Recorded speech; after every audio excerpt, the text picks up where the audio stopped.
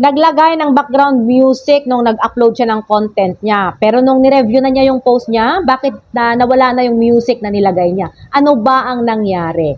So, ito po guys ay concern ni Ma'am Alve Batikan. So, isa lang po guys ang ibig sabihin niyan.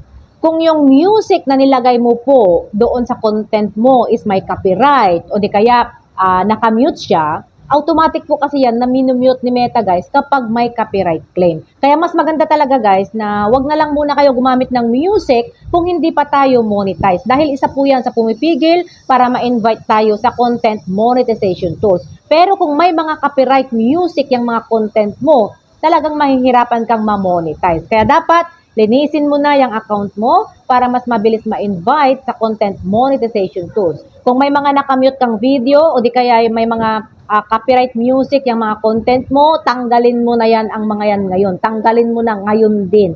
Hindi naman po bawal guys ang gumamit ng music, basta sisiguraduhin lang po natin na walang copyright ang mga music na nilagay mo para hindi magka-problema yung account mo.